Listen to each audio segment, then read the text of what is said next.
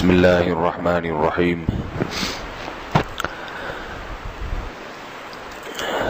قرآن مجید میں اللہ تعالیٰ کا ارشاد ہے ادعوا ربکم تضرعا وخفیہ، اور یہ جگہ فرمایا ولا تفسدوا فی الارض بعد اصلاحها وادعوه خوفا وطمعا، اور یہ جگہ فرمایا ان الذین یستکبرون عن عبادتی سیدخلون جہنم داخرین۔ فرمایا کہ اپنے رب کو پکارو عاجزی کے ساتھ اور چپکے سے، اور ایک جگہ فرمایا اپنے رب کو پکارو جہنم کے خوف میں اور جنت کی طمع میں۔ اور تیسری آیت کا ترجمہ وہ لوگ جو اللہ کی عبادت یعنی دعا سے تکبر کرتے ہیں، اپنے آپ کو دعا سے مستغنی سمجھتے ہیں، تو عن قریب جہنم میں ذلیل ہو کر داخل ہوں گے۔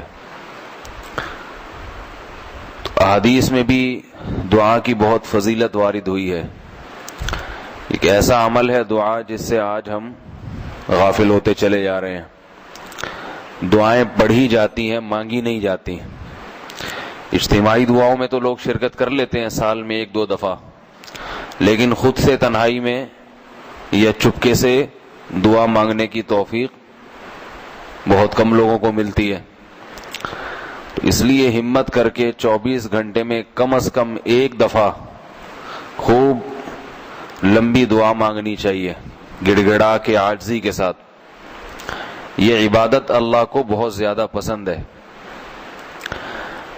آج کل وظیفوں پہ زیادہ زور ہے، کوئی کام اٹکا ہوا ہو نا تو کچھ وظیفہ پڑھنے کو بتا دیں، اس پہ بہت زور ہے۔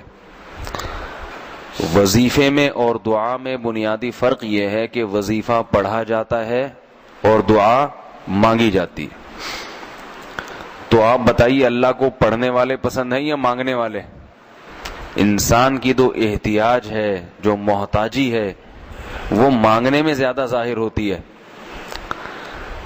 اور مانگنے کے بعد جب کام ہوتا ہے تو خالص اللہ کی طرف توجہ جاتی ہے کہ یہ میرا کمال نہیں ہے، میرے پاس کوئی ایسے الفاظ نہیں تھے، اللہ سے میں نے مانگا ہے اور اللہ نے میری حاجت پوری کر دی۔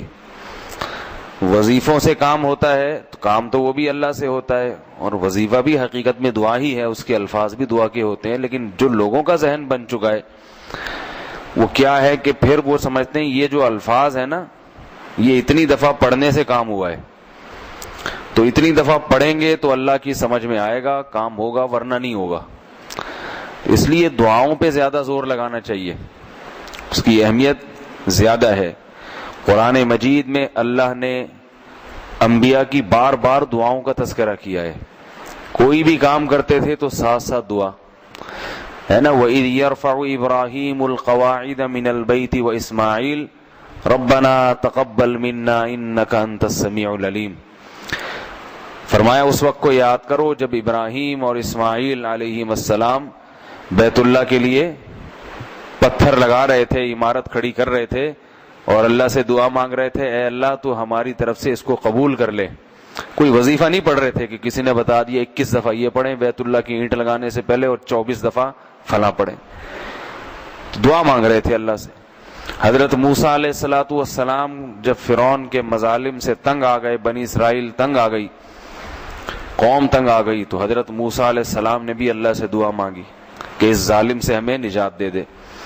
نوح علیہ السلام نے بھی دعا مانگی ہے، اور آپ صلی اللہ علیہ وسلم بھی دعائیں مانگتے تھے۔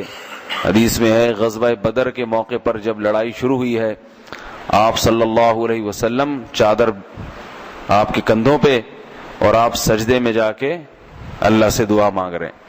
اتنا روئے اور اتنی لمبی دعا مانگی ہے کہ حضرت ابو بکر رضی اللہ عنہ آئے اور عرض کیا کہ یا رسول اللہ آپ اپنا سر مبارک اٹھائیے۔ ہم ہوتے تو وہاں بھی کوئی وظیفہ کسی سے کتاب میں پڑھ لیتے کہ 21 دفعہ یہ پڑھو، 45 دفعہ یہ پڑھو، اسی میں گھوم رہا ہے۔ بچیوں کی شادی نہیں ہوتی تو کسی نے بتا دیا کہ 25 دفعہ یہ پڑھ لو، 26 دفعہ سورہ مزمل پڑھ لو، اتنی دفعہ یہ پڑھ لو، اتنی دفعہ یہ پڑھ لو۔ تو بھائی کیوں نہیں 2 رکعت پڑھ کے اللہ سے دعا مانگ لیتے؟ اللہ تو نے بیٹیاں دی ہیں، ان کے مستقبل کے لیے، ان کی عزت کے لیے کوئی اچھا رشتہ میسر فرما دے، بیٹے کے لیے بھی دعا مانگی جا سکتی ہے۔ تو 24 گھنٹے میں ایک وقت نکال کے اللہ سے گڑ گڑا کے دعا مانگنی چاہیے. اور یہ اللہ کی بہت بڑی رحمت ہے کہ ہمیں اس کا مکلف بنایا جو ہمارے اختیار میں ہے. اللہ کو رو کے دعا مانگنا پسند ہے، رونا انسان کے اختیار میں نہیں ہے، تو بتا دیا کہ رونے کی کوشش کرو، بس یہ کافی ہے. دل لگے نہ لگے، انسان اپنا چہرہ ایسا بنا لے دعا مانگتے ہوئے جیسے محتاج ہوتا ہے، چاہے دل لگے یا دل میں وہ خشوع بے شک پیدا نہ ہو. کسی نے حضرت مولانا اشرف علی تھانوی رحمہ اللہ سے پوچھا، فرمایا کہ نماز میں دل نہیں لگتا، توجہ نہیں لگتی، جب بھی نماز پڑھتا ہوں دماغ ادھر ادھر گھومتا ہے. تو حضرت نے بڑا پیارا جواب دیا، فرمایا نماز میں دل کا لگانا فرض ہے، دل کا لگنا فرض نہیں ہے. یعنی لگانا فرض کا مطلب لگانے کی کوشش تو فرض ہے، لیکن یہ فرض نہیں ہے کہ لگ بھی جائے.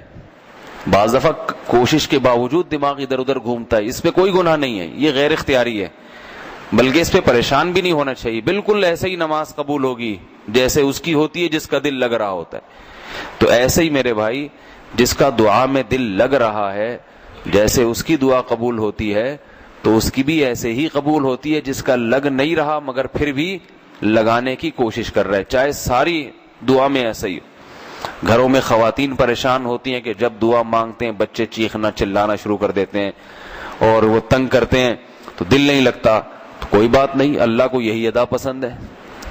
اللہ کو یہی ہے، گھر میں بچے چیخ رہے ہیں اور نہیں دعا مانگنے دے رہے مگر آپ پھر بھی مانگے، تو ہم اس کے مکلف ہیں جس کا اللہ نے ہمیں حکم دیا.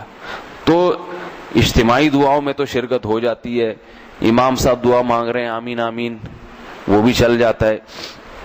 لیکن خود اپنے طور پر اللہ سے مانگنا، یہ سنت جو ہے گھروں میں ترک ہوتی جا رہی ہے، خواتین میں بھی مردوں میں بھی. ایسے نمازوں کے بعد بس تھوڑا سا جو ہے نا، وہ میں جیسے کہتا ہوں نا دعاؤں کے ساشے، ہر چیز کے آج کل ساشے آ رہے ہیں نا، نیڈو کے ایک تو بڑی تھیلی ہوتی ہے، ایک چھوٹا 5 روپے والا ساشا آتا ہے. تو اب تسلی سے دعا مانگنا تو ختم، دعاؤں کے ساشے چل رہے ہیں. بس تھوڑا سا یوں ہاتھ اٹھایا، ادھر ادھر دیکھا، تھوڑا ناک میں انگلی گھمائی، تھوڑا کان میں بھی کھجایا، تھوڑا چلو جی ختم. تو ایسے ہوتا ہے حساب کتاب. حدیث میں آتا ہے کہ اللہ اس شخص کی طرف ذرا بھی توجہ نہیں کرتے جو دل لگا کے دعا نہیں مانگتا. حدیث کا مفہوم ہے اوپر کے دل سے دعا مانگتے، توجہ کہیں اور، یعنی لگانے کی کوشش بھی نہیں کر رہا. تو جب یہی نہیں کر رہا تو اللہ بھی نہیں اس کی طرف توجہ کرتے. تو اللہ کو یہ دعا کی عبادت بہت زیادہ پسند ہے، اس کو جم کے مانگنا چاہیے. اور اس کی اتنی برکات ہیں، اگر نظر آنا شروع ہو جائے کہ دعا کیسے قبول ہوتی ہے، کیسے اللہ وہ دیتا ہے جو آپ مانگ رہے ہیں، تو ساری دنیا دعاؤں میں لگ جائے. لیکن اللہ کی حکمت یہ ہے کہ اس طرح سے پورا نہیں کرتے کہ ہمیں جو ہے وہ نظر آنا شروع ہو جائے، بلکہ ہر ایک کے ساتھ اللہ کا معاملہ مختلف ہے. قبول ہوتی ہے، بعض دفعہ آپ کوئی چیز مانگتے ہیں وہ نہیں ملتی، مگر اس کے متبادل کوئی دوسری چیز مل جاتی ہے جو ہمیں پتہ نہیں ہوتا. اب ہم یہ سمجھ رہے ہیں کہ میں نے اللہ سے یہ مانگا تھا، یہ نہیں ملا، دعا قبول نہیں ہوئی، حالانکہ کوئی اور چیز اس کے عوض میں اللہ نے اس سے بہتر دے دی ہے. بعض دفعہ ایسے ہوتا ہے کہ کوئی چیز مانگتے ہیں وہ نہیں ملتی، لیکن اس کے بدلے میں کوئی مصیبت، آنے والی مصیبت ٹال دی جاتی ہے. تو ہم نے چونکہ نہ آنے والی مصیبت کو دیکھا، نہ اس کے ٹلنے کا ہمیں کیسے پتا چلے گا، لیکن اللہ نے ٹال دی ہوتی وہ. حدیث میں آتا ہے رسول اللہ صلی اللہ علیہ وسلم نے فرمایا، انسان کی دعائیں اس وقت تک قبول ہوتی رہتی ہیں یہاں تک کہ وہ یہ کہتا ہے کہ میں اللہ سے مانگتا ہوں مگر میری دعا قبول نہیں ہوتی. جب یہ کہہ دیتا ہے تو قبول ہونا بند ہو جاتی. تو ہمارا کام ہے مانگنا، چاہے ملنا نظر آئے یا نہ آئے، اس یقین کے ساتھ کہ جس اللہ سے مانگ رہے ہیں وہ اللہ ضرور بضرور ہماری اس حاجت کو پوری کرے گا. اور پھر اس کی عدالت میں ڈال دیا جائے معاملہ کہ وہ کیسے پوری کرتا ہے. اللہ تعالی ہم سب کو اس کی توفیق عطا فرمائے اور اس پہ پابندی کی توفیق عطا فرمائے. سبحانک اللہم و بحمدک، نشہد ان لا الہ الا انت، نستغفرک.